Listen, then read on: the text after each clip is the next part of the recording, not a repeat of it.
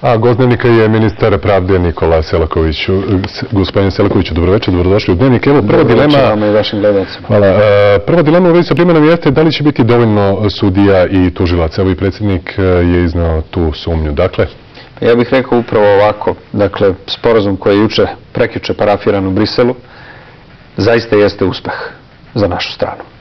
I nama to ne trebaju da kažu prištinski mediji. Dovoljno je da ste proveli dovoljno vremena, onoliko koliko sam i sam pretprošle godine, delimično prošle godine, koliko su drugi predstavnici, ne samo Ministarstva pravde, već našeg pregovaračkog tima na čelu sa predsjednikom vlade proveli u ovim razgovorima u, rekao bih, jednoj žestokoj borbi za svako sudijsko mesto, za svako tužilačko mesto, za svakog administrativnog radnika. Koliko god da je to naš uspeh i uspeh za našu stranu, a jeste, ako zanemarimo izvocanja i kvocanja koji će uvek biti sa svih strana, mi se sad nalazimo pred jednim objektivno gledano problemom. A to je ta mesta popuniti i popuniti ih kvalitetnim ljudima koji će svoj posao znati da rade onako kako treba, a to znači u korist zaštite interesa srpske zajednice, srpskog naroda na Kosovu i Metohiji. Kako smo razumeli, ne odnosi se to samo na sever, nego i tako i... To se ne odnosi samo na sever, naravno, vi imate ovaj deo dogovora koji se tiče isključivo Kosovske Mitrovice, međutim, pazite, ja sam bio u jednoj tehničkoj grupi za razgovore sa predstavnicima pokrajinske vlade u Briselu, gdje smo mi razgovarali i tekako i o jugu. Južno od Ibra živi više brojčano Srba nego što ih živi severno od Ibra. Ali severno od Ibra postoji ovakva situacija gdje je jednostavno neophodno da dođe do integracije. Šta je za nas veći problem? To jeste prikupiti dovoljno ljudi za popunu ovih mesta. Pazite, mi ćemo po ovom dogovoru imati više tužilaca nego što smo ih imali 2010. godine kada je uspostavljeno i više i osnovno tužilaštvo u Kosovskoj Mitrovici. Sada će Srbi dobiti više tužilaca. Mi ćemo severno od Ibra imati više srpskih sudija. Južno od Ibra imat ćemo 11 srpskih sudija. Ali kad sve saberete, ako hoćete, dakle, evo vam odnos, tačan odnos u brojkama. Odeljenje apelacionog suda koje će se nalaziti u Kosovskoj Mitrovici, koje na svom čelu ima rukovodioca Srbina, i drugi sudija koji će biti zamenik predsjednika apelacionog suda sa sedištem u Prištini. Dakle, ono će imati 5 sudija Srba i 2 sudija Albanaca. Hoćete mi reći da je to na našu štetu?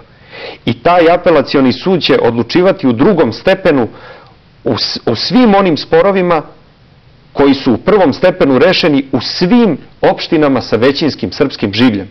To nije samo sever.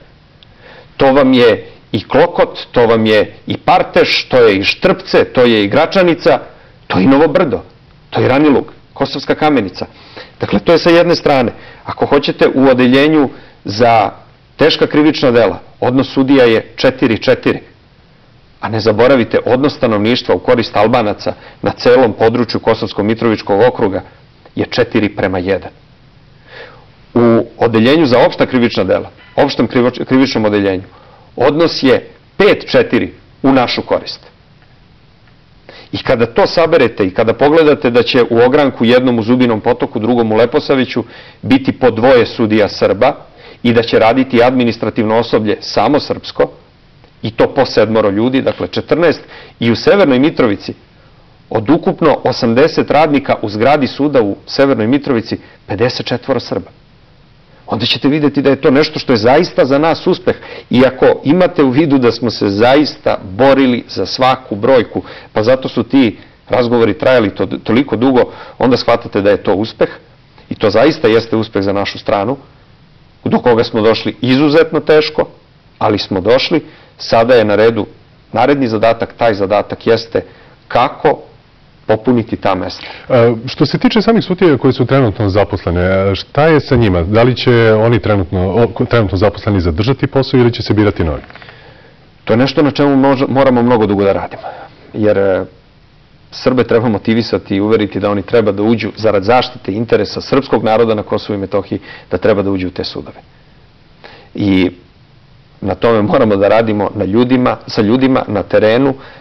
Želim da istaknem da ja, kada sam se uključio u ove pregovore, još 2013. godine nisam hteo da budem u njih uključen bez predstavnika naših pravosudnih organa sa Kosova i Metohije. Svaki put kada smo putovali u Brisel, sa nama su bili predsjednik Višeg suda i viši tužilac.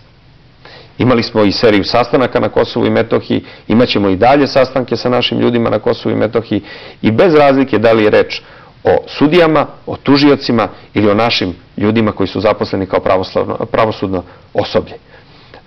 Sa svima ćemo da razgovaramo i uveren sam da ćemo zajedno uspeti da prepoznamo upravo ovo o čemu sam rekao, a to je da je interes naroda najviši zakon. I znate šta, da imamo jednu pravu sliku u situaciji u kojoj se nalazimo. Ja ću da iskoristim jednu kratku, ali mislim zaista efektnu izjavu. Znate, čovek koji ima zamagljenu predstavu o sebi, taj ima zamagljenu predstavu o svetu oko sebe, a onaj koji ima zamagljenu predstavu o svetu oko sebe, taj nema nikakvu perspektivu u budućnosti. Mi na ovaj način stvaramo perspektivu u budućnosti za srpski narod na Kosovu i Metohiji. To nije možda ono o čemu mi sanjamo, ali to je najviše realno u ovom trenutku i zato možete i u Prištini da čujete da je ovo uspeh za našu stranu i svih onih razloga koji sam naveo. Što se tiče, pomenuli ste samo kratko za kraj komentar, raspored sudija, dakle brojčano stanje i ko će sve biti. Da li će postojati možda da li postoji neka specifikacija kome će se koji predmet dodeljivati? Pa pazite, imate jedan član poseban.